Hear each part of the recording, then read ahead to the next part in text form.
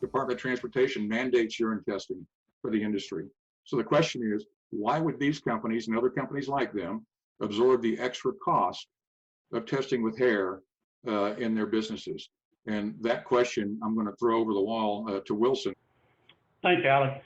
For KLLM, we were fortunate enough to have some peers in the industry that were willing to share some data with us that were already in the process of hair testing. So once we saw that data, it became a pretty sobering realization for us that we were missing a lot of drug users doing only urinalysis. Either their urinalysis after 3 or 4 days of drug use just wasn't, so somebody could stop using for 3 or 4 days, come to orientation, pass the urine drug screen, or people had gotten good at other methods to evade a drug screen. So once we looked at it, it was very difficult. Obviously, for us, it was impossible to ignore that. In this case, one of the people I talked to about it was Dean, and Dean shared information with us. And we had to ask ourselves the question that when they failed a hair test at Dean's company, where did they go to orientation next? And the answer to that was probably us or somebody else like us that wasn't doing hair testing. That wasn't a very comfortable realization for us, and really got us going down the road and looking at hair testing and how to implement it. I don't know if Dean or Greg want to throw anything in on how they got started. Yeah, I can say that I took on guys that I've known for years, over the years that I've been in the industry, and I realized that the data was so compelling that you had to ask yourself, we have a moral obligation to put the safest driver that we possibly can in cabs of our trucks. We have a moral obligation to the motoring public, and our families are out there on the road, and we just felt at the end of the day that it was the right thing to do.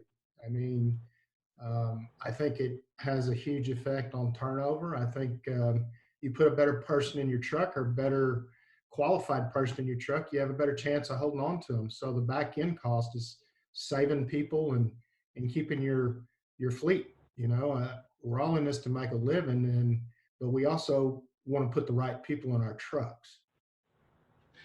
Yeah, and I would say, so Wilson, I'm right there with you. And as the youngster of the group, and I'm sure I'll pay dearly for that comment from AJ somewhere in the future.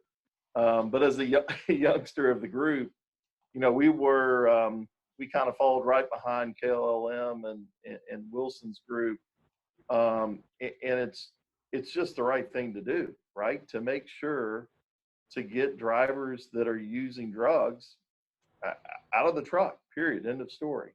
But Wilson had alluded to this, there's benefits to having drivers that are not using drugs.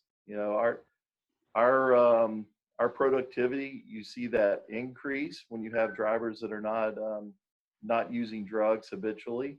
You see better benefits in regards to lost time injuries, which again, all of us focus on safety as a whole. So it's not just trucks out on the road, it's also drivers potentially getting injured while on the job.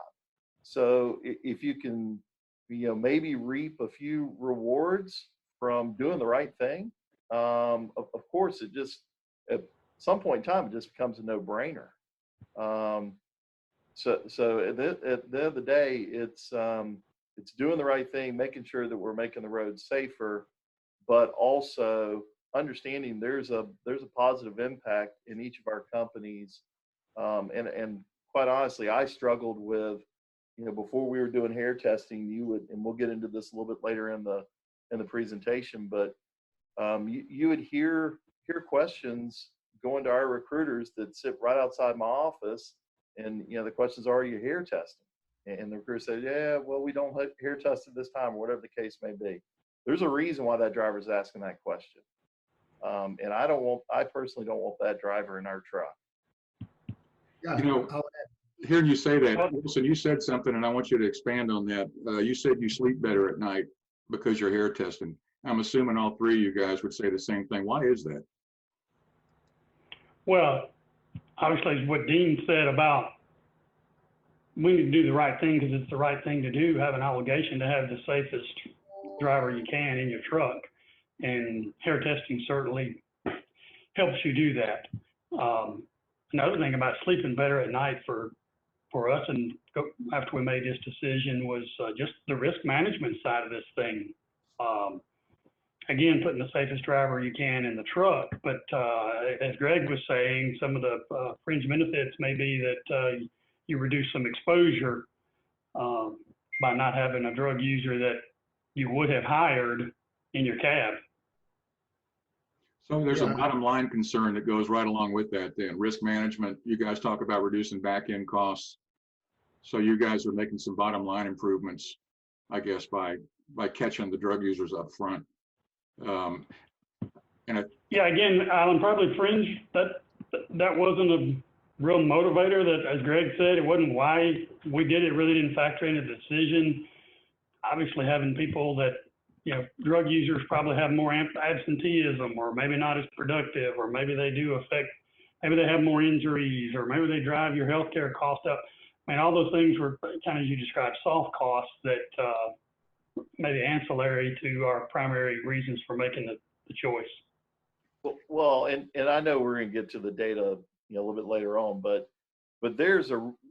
when you look at the data, you're going to see there's a compelling reason to make the change. And I think, that's the thing. Wilson had spoken with Dean. I also spoke with Dean when we made the decision to switch over to hair testing.